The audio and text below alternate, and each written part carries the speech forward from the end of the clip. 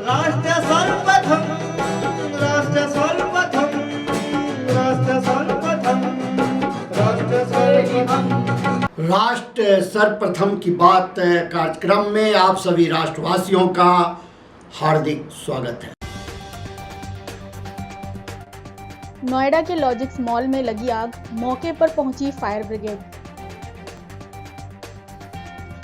केजरीवाल की जमानत याचिका पर अब 17 जुलाई को होगी सुनवाई, सीबीआई को एससी का नोटिस। ईडी ने डीजेबी भ्रष्टाचार मामले में दिल्ली, अहमदाबाद, मुंबई और हैदराबाद में की छापेमारी।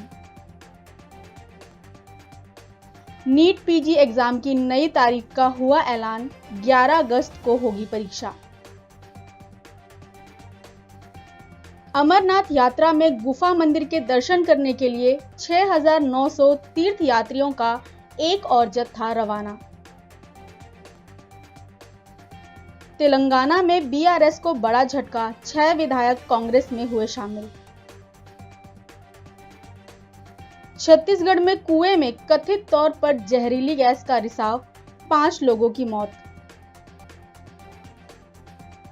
के कविता को नहीं मिली राहत, 18 जुलाई तक कोर्ट ने बढ़ाई न्यायिक हिरासत।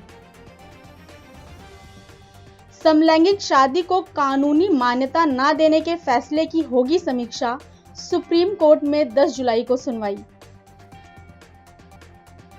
राहुल गांधी का हाथरस दौरा, भगदड़ पीड़ितों से की मुलाकात। प्रधानमंत्री नरेंद्र मोदी ने पेरिस ओलंपिक के लिए रवाना होने वाले भारतीय खिलाड़ियों के दल से आज बातचीत की। उन्होंने इस अवसर पर खिलाड़ियों के सवालों का जवाब भी दिया और देश की भावनाओं को खिलाड़ियों के साथ साझा किया। खिलाड़ियों की हौसला अफजाई करते हुए प्रधानमंत्री ने कहा कि मुझे पूरा विश्वास है कि हमारे खिलाड़ी अपना सर्वश्रेष्ठ प्रदर्शन करेंगे और भारत को गौरवान्वित करेंगे। आप सबका स्वागत है। वैसे मेरी कोशिश रहती है कि खेल जगत से जुड़े हमारे देश के जो सितारे हैं उनसे मिलता रहूं, नई चीज़ें जानता रहूं, उनके प्रयासों को समझता रहूं और सरकार के नाते अगर व्यवस्था में कुछ बदलाव लाना है, कुछ प्रयास बढ़ाने हैं तो इस दिशा में कुछ काम करता रहूं। और मेरी कोशिश ये रहती है कि सबसे डायरेक्ट इंटरेक्शन करूं ताकि फर्स्ट हैंड इन्फॉर्मेशन मिलती है। खेल का एक स्वभाव होता है जी, हर विद्यार्थी का जैसे रहता है, जब वो पेपर देने जाता है एग्ज़ाम के लिए तो पूरे घर को ऐसा विश्वास देता है कि बस आप चिंता मत कीजिए, मैं रैंक लेकर के आने वाला हूँ। हम खेलने के लिए जा रहे हैं, हम अपना बेस्ट परफॉर्मेंस के लिए जा रहे हैं, लेकिन ओलंपिक सीखने का भी बहुत बड़ा मैदान होता है। अब तो एक तो मैं अपना खेल खेलूं और टेलीफोन करके सबको बताता रहूं देख क्या जैसा रहा वैसा रहा। दूसरे होते हैं बाकी हर खेल देखने जाते हैं, फलाना देश कैसे खेल रहा है, टिकना देश कैसे खेल रहा है, और वो चीज़ों को पूरी तरह ऑब्जर्व करता है, कोशिश करता है एब्सॉर्ब करने की। तो इन्हें जो सीखने की वृत्ति से काम करता है उसके लिए सीखने के बहुत अवसर होते हैं। जो शिकायत में जीना चाहता है उसके लिए भी अवसरों की कमी नहीं होती है। दुनिया के समृद्ध देश भी उत्तम से उत्तम सुविधाओं के साथ आए हुए लोग भी शायद शिकायत करते हुए नजर आएंगे, और हमारे जैसे देश के लोग जाते हैं कई कठिनाइयाँ होती है, बहुत सी असुविधाएं होती है, लेकिन दिल में उसके मन में रहता है मेरा देश, मेरा तिरंगा झंडा, और इसलिए वो कठिनाइयों को, असुविधाओं को बिल्कुल साइड में रखता है, वो अपने मिशन के लिए लग जाता है। और इसलिए साथियों, मुझे पक्का विश्वास है कि इस बार भी खेल के मैदान में आप भारत का नाम रोशन करके आएंगे। जो पहली बार जा रहे हैं, जिनको ओलंपिक में जाने का पहला मौका मिल रहा है, ऐसे कौन कौन है? अच्छा, जो पहली बार जा रहे हैं उनके मन में क्या चल रहा है, मैं ज़रा सुनना चाहूँगा, आप क्या सोच रहे हैं? मैं रमिता जिंदल हूँ। एयर राइफल शूटिंग में मैं पहली बार ओलंपिक्स में जा रही हूँ, तो I am very excited to go because Olympics में जाने का सपना तो स्टार्टिंग से ही था मेरा, जब से स्पोर्ट्स स्टार्ट किया है मैंने। तो मुझे काफ़ी एक्साइटमेंट भी है और साथ में मोटिवेशन भी है काफ़ी कि देश के लिए मैं कुछ अच्छा करके आऊँ वहाँ। आपकी ट्रेनिंग कहाँ कहाँ हुई है? मैं हरियाणा से हूँ बट मैं ट्रेनिंग चेन्नई में करती हूँ। परिवार में भी और कोई खेल जगत से जुड़े हुए थे कि आपने नहीं शुरुआत की? नहीं, मैंने ही शुरुआत की है। अच्छा, वरना हरियाणा में तो हर घर में खिलाड़ी मिलेगा। मैं अभी 19 साल की हूँ और मैं ओलंपिक खेलने जाऊँगी। बहुत खुशी है मुझे कि भाई अभी तक ओलंपिक में सिर्फ कुश्ती में एक ही मेडल आया लड़के का, और वो भी ब्रॉन्ज आया। तो मैं चाहती हूँ मैं इससे भी अच्छा मेडल लेके आऊँ। खिलाड़ियों की सुविधा के लिए इस बार भी कुछ नई नई चीज़ें करने का प्रयास किया है, लेकिन फिर भी मैं कह नहीं सकता हूँ कि हर एक को सब कुछ वहाँ सुविधाजनक होगा ही कि नहीं होगा, लेकिन कोशिश की है। इन दिनों हम वहाँ के जो भारतीय समुदाय है उनको भी जरा एक्टिवेट करते हैं, उनको मोबिलाइज करते हैं, जरा आप भी हमारे खिलाड़ियों के साथ जरा जुड़िए। कुछ डिसिप्लिन रहती है इसलिए उतने तो निकट नहीं रह सकते, लेकिन फिर भी वो ख्याल रखते हैं, चिंता करते हैं। जिसका खेल पूरा हो जाता है उसकी तो भरपूर चिंता करते हैं, लेकिन हम कोशिश करते हैं कि एक प्रकार से आप लोगों के लिए कंफर्ट रहें, असुविधा ना हो और आप लोग अच्छा परिणाम लेकर के आए। मेरी तरफ से आप लोगों को बहुत बहुत शुभकामनाएं हैं और मैं आप लोगों का फिर से एक बार इंतज़ार करूंगा जब आप 11 अगस्त को तो सारा खेल पूरा होगा। आप में से लोग जल्दी जाएंगे, जल्दी आएंगे, ऐसा तो क्रम रहता है, लेकिन मैं कोशिश करूंगा कि 15 अगस्त को एक बार लाल किले पर जब कार्यक्रम होता है तो आप लोग भी उसमें उपस्थित रहें, ताकि देश देखेगा कि यहाँ से हमारे ओलंपिक खेलने के लिए जो गए थे, क्योंकि ओलंपिक खेलने जाना ये भी बहुत बड़ी बात होती है जी। मैं आपसे यही कहूँगा कि ये देश के लिए कुछ कर गुजरने का एक अवसर होता है। आपने अपनी तपस्या से इस स्थान तक पहुँचे हैं, अब आपके लिए अवसर है देश को कुछ देने का, और देश को देने के लिए खुद का बेस्ट खेल के मैदान में देना पड़ता है। जो खेल के मैदान में खुद का बेस्ट देता है वो देश के लिए गौरव लेकर के आता है, और मुझे पक्का विश्वास है कि हमारे सभी साथी इस बार पुराने सारे रिकॉर्ड तोड़ करके आएंगे।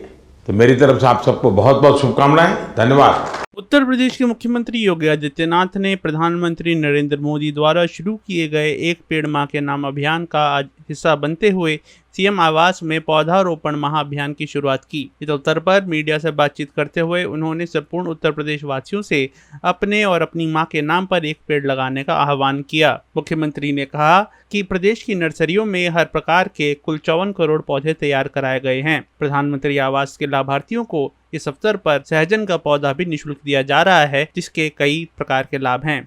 पूरे देश के अंदर आदरणीय प्रधानमंत्री जी ने देशवासियों को ग्लोबल वार्मिंग जैसी चुनौतियों से बचने के लिए एक पेड़ मां के नाम लगाने का एक अभिनव आह्वान किया है। इस आह्वान के लिए मैं प्रदेशवासियों की ओर से आदरणीय प्रधानमंत्री जी का हृदय से आभार व्यक्त करते हुए अभिनंदन करता हूं। आज उसी श्रृंखला में यह पेड़ मैंने यहाँ मुख्यमंत्री आवास पर लगाया है। 20 जुलाई को पूरे प्रदेश में जितनी प्रदेश की आबादी है, हर व्यक्ति के नाम पर वह अपनी मां के नाम पर वृक्षारोपण महाअभियान में हिस्सा बनकर के एक पेड़ जरूर लगाए। इसके लिए हमारे पास 54 करोड़ पौध हम लोगों ने प्रदेश की नर्सरियों में तैयार किया है, और प्रदेश की नर्सरियों में ये हर प्रकार के पेड़ हैं जो पर्यावरण के लिए अत्यंत उपयोगी, पीपल, पाकड़, बरगद, नीम, देसी आम, जामुन, ऐसे ही अमरूद हैं, शीशम है, सागौन है। इसके साथ साथ प्रधानमंत्री आवास के लाभार्थियों के घर में हम लोग सहजन का एक पौधा निःशुल्क उन्हें उपलब्ध करवाने का कार्य कर रहे हैं। सहजन गरीब के लिए या किसी भी व्यक्ति के लिए बहुत उपयोगी है। ख़ास तौर पर यह इतना उपयोगी है कि अगर उसकी फली को सब्जी बना करके या सूप के साथ उपयोग कोई करे तो कुपोषण दूर करने में इसकी बहुत अच्छी भूमिका हो सकती है। हम लोगों ने 2 वर्ष पहले भी प्रधानमंत्री आवास योजना के हर लाभार्थी के घर में एक सहजन का पेड़ लगाया था और काफ़ी बड़े हो चुके हैं, बहुत सारे पेड़ बहुत अच्छे हो चुके हैं। इस बार फिर उस अभियान को हम आगे बढ़ाएंगे। हमारे पास लगभग 55 लाख के आसपास सहजन के पौधे भी हैं। ऐसे ही अन्य पौधे भी अलग अलग वैरायटी के हम लोग पूरे प्रदेश के अंदर लगाएंगे। हर ग्राम पंचायत से लेकर के नगर निकाय तक, पार्क तक, सड़क के किनारे से लेकर के खाली जगहों पर व्यापक पैमाने पे अभियान चलेगा। प्रदेशवासी वन महोत्सव के साथ साथ वृक्षारोपण महाअभियान के इस पवित्र अभियान का हिस्सा बनकर के पर्यावरण की चुनौती का सामना करने के लिए आगे आएगा। इस विश्वास के साथ आज एक पेड़ मां के नाम यह कार्यक्रम मैंने यहाँ लखनऊ में किया है और मैं चाहूँगा कि हर प्रदेशवासी कम से कम ऐसे 25 से 30 करोड़ वृक्षारोपण महाअभियान के कार्यक्रम का हिस्सा बने। वृक्षारोपण महाअभियान में हम 30 से 35 करोड़ पौधरोपण का कार्यक्रम करेंगे और ये कार्यक्रम अभी से प्रारंभ होकर के 20 मार्च को इसका चरम होगा, जब रिकॉर्ड मात्रा में हम इसका वृक्षारोपण के महाअभियान के इस महाव्रत में, महापर्व में हिस्सा लेंगे ही। साथ साथ इनकी देखभाल हो सके समय समय पर, इसके लिए भी जो कार्यक्रम चलेंगे। जो व्यक्ति पेड़ लगाएगा वह उसकी सुरक्षा और उसको आगे बढ़ने की भी पूरे इस अभियान का हिस्सा बनेगा। यह एक बड़ा ही अभियान को हम लोग आगे बढ़ाने का कार्य कर रहे हैं। देश में टेलीकॉम सेवाओं के बढ़े हुए दामों को लेकर विपक्ष सरकार पर हमलावर हुआ। कांग्रेस के वरिष्ठ नेता रणदीप सुरजेवाला ने इस मामले पर पार्टी का पक्ष रखते हुए सवाल उठाया कि आखिरकार क्यों 72 घंटे के भीतर ही देश की सभी बड़ी टेलीकॉम कंपनियों ने दामों में एक जैसी और एक साथ वृद्धि की। उन्होंने इस अवसर पर मीडिया से बातचीत करते हुए दावा किया कि इस बढ़ोतरी के कारण देश के 109 करोड़ उपभोक्ताओं पर 34,800 करोड़ रुपए का अतिरिक्त बोझ पड़ेगा। 3 जुलाई 2024 से इस देश में सेल फोन की दरें बढ़ा दी गई तीनों प्राइवेट सेल फोन कंपनियों के द्वारा। साथियों, 3 जुलाई 2024 से 109 करोड़ सेल फोन कंज्यूमर्स पर 34,824 करोड़ सालाना का बोझ डाल दिया है। सेल फोन मार्केट जो है इंडिया में वो ओलिगोपोली है, यानी केवल 3 सेल फोन ऑपरेटर्स हैं। मैं ट्राई की सबसे लेटेस्ट रिपोर्ट आपको भेज रहा हूं, ये उसका डेटा है, उसका एक्सट्रैक्ट अलग से भेज रहा हूं। Reliance Jio 48 crore cell phone users, Airtel 39 crore cell phone users, Vodafone Idea 22 crore 37 lakh cell phone users, कुल 109 करोड़। कुल सेल फोन यूजर्स 119 करोड़। बाकी सरकारी कंपनियों के पास मुश्किल से बचते हैं 10 करोड़ के करीब। अब तथ्य क्या है? ट्राई ने 23 अप्रैल 2024 को यह रिपोर्ट जारी की है। इसमें 31 दिसंबर 2023 तक का लेटेस्ट डेटा अवेलेबल है। इस रिपोर्ट के मुताबिक सेलफोन कंपनीज का एवरेज रेवेन्यू पर कस्टमर पर मंथ, यानी हर महीने सेलफोन कंपनी औसतन अपने हर सेलफोन कस्टमर से, यानी आपसे जो ये कार्यक्रम देख रहे हैं या आपकी खबर पढ़ेंगे, 152 रुपया 55 पैसे कमाते हैं। 27 जून 2024 को अफेक्टिव 3 जुलाई 2024 रिलायंस जियो ने अपने रेट 12% से 27% बढ़ा दिए, औसत 20%। इसकी जो सबसे अफोर्डेबल प्लान है 155 रुपए की, जो सबसे ज्यादा कस्टमर यूज करते हैं, मुझे बताया कि शायद उनकी संख्या 25 से 30 करोड़ देश में हो, वो 155 रुपए से 189 रुपए बढ़ा दी, 22% इंक्रीज। 28 जून यानी अगले दिन 2024 को अफेक्टिव 3 जुलाई 2024 एयरटेल ने अपने सेलफोन यूजर चार्जेस 11% से 21% बढ़ा दिए, औसत 15%। अफेक्टिव उससे अगले दिन 29 जून 2024 को वोडाफोन आइडिया ने अपने सेलफोन यूजर चार्जेस 10% से 24% बढ़ा दिए, एवरेज अगेन 16%। तो दो चीजें स्टैंड आउट करती हैं कि तीनों कंपनियों ने सलाह करके 72 घंटे में सेलफोन चार्जेस बढ़ाने की घोषणा की और दूसरा एक ही तिथि से यूजर चार्जेस बढ़ाए। 6 सवाल सीधे हैं। पहला सवाल, मोदी सरकार ने किसी भी रेगुलेशन, नियम या निगरानी के बगैर प्राइवेट सेलफोन कंपनियों को 109 करोड़ भारतीयों पर, 109 करोड़ सेलफोन यूजर्स पर 34,824 करोड़ का अतिरिक्त बोझ उनकी जेब से निकालने की इजाजत कैसे दे दी? दूसरा सवाल, मोदी सरकार और ट्राई ने 109 करोड़ सेलफोन यूजर्स के प्रति अपने कर्तव्य से मुंह क्यों मोड़ लिया और अपनी जिम्मेवारी से कन्नी क्यों काट ली? थर्ड, क्या मोदी सरकार ने सेलफोन कंपनियों की कीमतों में होने वाली वृद्धि को संसदीय चुनाव पूरा होने तक टाल कर रखा? Question number 4।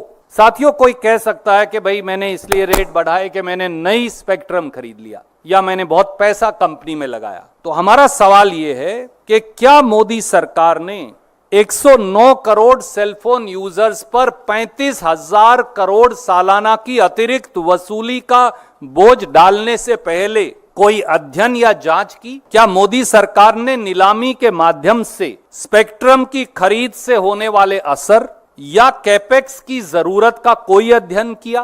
कोई ऐसी स्टडी उनके पास है? क्या मोदी सरकार ने एजीआर, एडजस्टेड ग्रॉस रेवेन्यू पर दी गई पिछली रियायतें या फिर 20 नवंबर 2019 को मोदी जी ने छूट दे दी थी 42,000 करोड़ की स्पेक्ट्रम ऑक्शन इंस्टॉलमेंट की पेमेंट की, उनका क्या असर होगा, इसका कोई अध्ययन किया?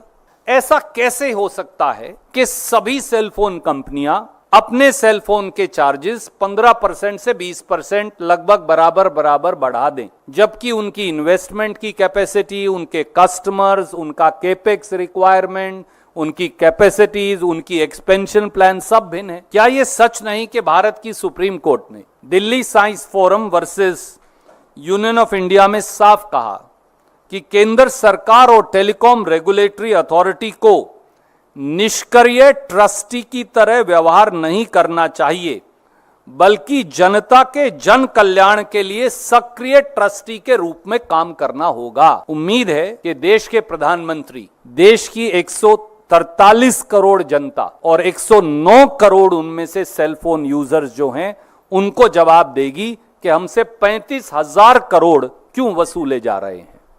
अभी समय है एक ब्रेक का, हम चलते हैं ब्रेक पर, आप कहीं जाए नहीं, छोटा सा break. Powered by Kamal Buildtech Private Limited, fulfilling promises. With our professional team and experience of delivering projects, in past we guarantee you peace of mind and top quality work in an affordable price. और अधिक खबरों के लिए आप हमारे YouTube channel दैनिक India दर्पण को अभी सब्सक्राइब करें और नोटिफिकेशन के लिए बेल आइकन को प्रेस करना ना भूलें। राष्ट्र सर्वप्रथम की बात कार्यक्रम में ब्रेक के बाद एक बार फिर आप सभी राष्ट्रवासियों का स्वागत। दिल्ली सरकार के कैबिनेट मंत्री गोपाल राय ने आज दिल्ली की शिक्षा व्यवस्था को अशांत करने की साजिश का आरोप लगाते हुए 5,000 शिक्षकों के तबादले पर पार्टी और मंत्रिमंडल का पक्ष रखा। इस अवसर पर उन्होंने कहा कि इतने भारी तबादले से शिक्षा व्यवस्था सीधे तौर पर प्रभावित होगी, क्योंकि शिक्षकों और छात्रों का शैक्षिक ही नहीं भावनात्मक जुड़ाव भी होता है। कैबिनेट मंत्री ने प्रेस वार्ता के माध्यम से दिल्ली के उपराज्यपाल से शिक्षकों के तबादले को तत्काल रोकने की भी अपील इस अवसर पर की। पूरे दुनिया के अंदर आज दिल्ली की चर्चा होती है, उसमें एक महत्वपूर्ण बात है कि पूरे देश के में जो सरकारी शिक्षा तंत्र धीरे धीरे पूरी तरह से पैरालाइज होता जा रहा है। जब लोगों ने यह मान लिया था कि सरकारी स्कूल ठीक नहीं हो सकते, दिल्ली के अंदर अरविंद केजरीवाल जी के नेतृत्व में आम आदमी पार्टी की सरकार ने 360 डिग्री इस सोच को बदला, और न सिर्फ सोच को बदला बल्कि दिल्ली के अंदर इस बात को हकीकत में सच करके दिखाया कि सरकारी स्कूल जहां पर आमतौर पर गरीबों के बच्चे बच्चियां पढ़ने जाते हैं, वो सरकारी स्कूल प्राइवेट स्कूल से बेहतर बन सकते हैं, बेहतर शिक्षा मिल सकती है, बेहतर रिजल्ट दे सकते हैं। और जो सरकारी स्कूलों में परिवर्तन की जो खुशबू है, देश की राजधानी दिल्ली से पैदा हुई, वो खुशबू न सिर्फ देश में फैली बल्कि उसकी खुशबू पूरे दुनिया ने महसूस किया और उसका सबसे बड़ा उदाहरण है कि दिल्ली के अंदर जब अमेरिका के राष्ट्रपति आते हैं, केंद्र सरकार उनको बुलाती है, तो अमेरिका के राष्ट्रपति की पत्नी ये इच्छा व्यक्त करती हैं कि हमें दिल्ली सरकार के सरकारी स्कूल देखना है। क्यों देखना है? आज तक तो दुनिया के किसी भी राष्ट्राध्यक्ष और किसी भी विदेशी प्रतिनिधि ने आकर के भारत के किसी राज्य के शिक्षा व्यवस्था को देखने की, स्कूलों की देखने की तो इच्छा नहीं व्यक्त की, क्योंकि दिल्ली के अंदर पूरी दुनिया जिस सरकारी शिक्षा व्यवस्था के चैलेंज से जूझ रही है, दिल्ली ने उसका एक समाधान दुनिया के सामने प्रस्तुत किया। आज सरकारी स्कूल के बच्चों ने 1 साल नहीं, 2 साल नहीं, निरंतर लगातार दिल्ली के प्राइवेट स्कूलों से ज्यादा नंबर लाने का रिकॉर्ड बनाया है। लेकिन आज भारतीय जनता पार्टी अपने काम रोको अभियान के तहत इस पूरे शिक्षा व्यवस्था को तहस नहस करने के अभियान में लग गई है, जिसका सबसे बड़ा जीता जागता प्रमाण सामने आया है। बिना किसी तथ्य के, बिना किसी अवलोकन के, बिना किसी मार्किंग के, एक साथ दिल्ली के रातों रात 5000 टीचर्स को उठा करके दूसरे स्कूल में फेंक दिया गया। एक लाइन के आधार पर 11 जून को शिक्षा विभाग के अधिकारी आदेश निकालते हैं कि कोई भी शिक्षक जो एक स्कूल में 10 साल से ज्यादा से पढ़ा रहा है, उसको उठा करके वहां से फेंक दिया जाएगा। उनको नहीं पता कि दिल्ली के जो शिक्षा व्यवस्था का कायाकल्प हुआ है, उसकी रीढ़ की हड्डी हमारे टीचर्स हैं। देश में और पूरे दुनिया के प्रमुख संस्थानों में इन शिक्षकों की ट्रेनिंग करके ही यह कायाकल्प हुआ है। दिल्ली के सरकारी स्कूल का शिक्षकों को सम्मान दिया गया, उनको फ्रीडम दिया गया, उनको ट्रेनिंग दी गई, उनको यह बोध कराया गया कि ये बच्चे और ये स्कूल आपके हैं। उसके साथ उनके इमोशंस को जोड़ा गया, जिसका परिणाम हुआ कि वही टीचर उन बच्चों को अपना समझने लगे, उनको प्यार देने लगे, उनको शिक्षा देने लगे, और दिल्ली ने इस रिकॉर्ड को कायम किया। आज ये मूल्यांकन किए बगैर ये बात तो समझ में आती है कि अगर किसी स्कूल में किसी टीचर की मार्किंग, पढ़ाने का परफॉर्मेंस उसका अच्छा नहीं है, आप उसको ट्रांसफर करते हैं, यह बात समझ में आती है। लेकिन एक लाठी से एक रात में रातों रात 5000 शिक्षकों को उठा करके उन टीचरों के, वहां के बच्चों के साथ इमोशन जुड़े हुए हैं। किस बच्चे का क्या माइंडसेट है वो टीचर जानता है। इसलिए यह साफ साफ दिख रहा है कि जिस तरह से भारतीय जनता पार्टी का काम रोको अभियान दिल्ली के अंदर जारी है, उसका सबसे खतरनाक चेहरा दिल्ली के सरकारी स्कूलों को बर्बाद करने का सामने आया है, जिसका एक पहला एक्शन उन्होंने, भाजपा ने लिया है। एलजी साहब से हमारी गुजारिश है, इस ट्रांसफर को तुरंत रोका जाए। राजस्थान के मुख्यमंत्री भजनलाल शर्मा ने आज ज्वेलर्स एसोसिएशन जयपुर द्वारा आयोजित प्रीमियम B2B शो के उद्घाटन समारोह में सहभागिता की और उपस्थित गणमान्य व्यक्तियों को संबोधित किया। कार्यक्रम में अपने संबोधन के दौरान उन्होंने कहा कि राजस्थान के आभूषण आज पूरी दुनिया में ख्याति प्राप्त हैं। आभूषण उद्योग राजस्थान के पर्यटन से भी जुड़ा है, इसीलिए अगर आभूषण उद्योग आगे बढ़ेगा तो इससे राज्य में पर्यटन भी बढ़ेगा। मुख्यमंत्री ने इस अवसर पर कारीगरों के पक्ष को भी सामने रखा और उपस्थित व्यापारियों से कारीगरों के हितों का भी ध्यान रखने की अपील की। मित्रों, जयपुर जवाहरात के नाम से जाना जाता है, ज्वेलरी के नाम से जाना जाता है। जयपुर ही नहीं बल्कि पूरे राजस्थान में रत्न व्यवसाय यहाँ के कुशल कारीगरों द्वारा किया जाता है। राजस्थान का इतिहास जितना पुराना है उतना ही हमारे आभूषणों का भी इतिहास है। इतिहास में अगर आप देखेंगे, हनुमानगढ़ में कालीबंगा कि प्राचीन सभ्यता की खुदाई में भी यहाँ काली चूड़ियाँ और जवाहरात से बने हुए इस तरह के उस समय के खुदाई में सामान निकला था। इसका मतलब हमारे राजस्थान की ये परंपरा बहुत पुरानी परंपरा है। यहाँ आभूषणों बनाने की परंपरा भी पुरानी है। आज भी आभूषण हमारी संस्कृति का एक अभिन्न हिस्सा है। गुलाबी शहर जयपुर अपने शानदार महलों और किलों के साथ ही अपने आभूषण के लिए भी जाना जाता है। मैं इतना कहना चाहता हूँ, जयपुर के आभूषणों की ये पहचान आप लोगों ने, कुशल कारीगरों ने दिलाई है। यह पहचान हमारी और बढ़नी चाहिए। जयपुर के कारीगरों द्वारा बनाए गए आभूषण दुनिया भर में अपनी खूबसूरती और शिल्पकारी से जाने जाते हैं। मैं एक जिला एक उत्पादन योजना के तहत जयपुर में रत्न आभूषणों को चिन्हित किया गया है।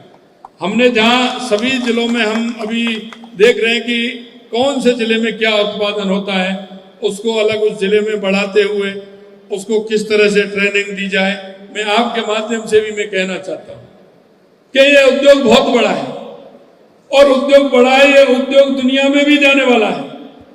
यह राजस्थान की और जयपुर की पहचान भी बनाने वाला है। हम आपको जो आप चाहेंगे वो हम करेंगे। हमारी सरकार पूर्ण रूप से आपके साथ है, आपके उद्योग के साथ है।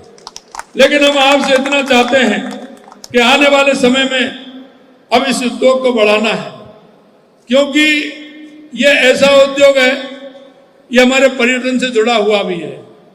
राजस्थान के अंदर आने वाला पर्यटन जब हमारे ये उद्योग विकसित होगा तो वो निश्चित रूप से आएगा।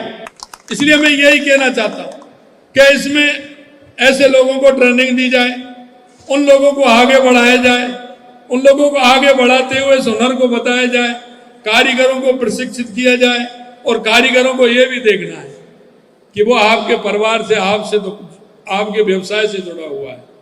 कहीं ऐसा तो नहीं है कि उस व्यवसाय में हमको तो फायदा मिल रहा है, लेकिन हमारा वो छोटा भाई जो काम कर रहा है, हमारे उद्योग से वो जुड़ा हुआ है, क्या उसके परिवार पालने में कोई परेशानी तो नहीं आ रही? क्या उसको हम इतना दे रहे हैं कि वो अपने परिवार को ठीक प्रकार से पढ़ा सके, ठीक प्रकार से अपनी उदरपूर्ति कर सके, वो परिवार ठीक प्रकार से अपना जीवन यापन कर सके? ये भी हम आपको देखना है और उसको देखते हुए इस उद्योग से भी जोड़ना है, उद्योग को आगे भी बढ़ाना है। आभूषण उद्योग हमारी अर्थव्यवस्था के लिए एक बड़ा सहारा है। आज ये क्षेत्र बड़े पैमाने पर रोजगार के अवसरों का सृजक बन गया है। इस उद्योग से लाखों की तादाद में लोगों को रोजगार मिल रहा है। वित्तीय वर्ष 2023-24 में राजस्थान से कुल निर्यात लगभग 83,704 करोड़ रुपए का हुआ है। इतना बड़ा व्यापार इसके आधार पर हुआ, जिसमें रत्न आभूषणों की हिस्सेदारी 11,183 करोड़ रुपए की रही है। यह बहुत बड़ा काम राजस्थान के और जयपुर के अंदर हुआ है। आभूषण उद्योग पर्यटन को बढ़ावा दे रहा है, क्योंकि विदेशों से बहुत से लोग यहाँ आभूषण खरीदने आते हैं। अंत में इतना कहना चाहता हूँ कि हम विकसित भारत के लिए, विकसित राजस्थान के लिए जो हमारे मन में कल्पना है, हम क्या कर सकते हैं, इस तरह के सुझाव हमने आप सभी के आमंत्रित किए हैं। निश्चित रूप से उन सुझावों के आधार पर हमारे राजस्थान को हम विकसित राजस्थान, एक मजबूत राजस्थान बनाने की जो कल्पना है, उसे लेकर के हम सभी आप आगे बढ़ेंगे। आप सभी ने बुलाया, मान सम्मान किया, उसके लिए तहे दिल से आप सभी को बहुत बहुत धन्यवाद। नमस्कार, जय हिंद, जय भारत, जय राजस्थान। और अधिक खबरों के लिए आप हमारे YouTube चैनल दैनिक इंडिया दर्पण को अभी सब्सक्राइब करें और नोटिफिकेशन के लिए बेल आइकन को प्रेस करना ना भूलें।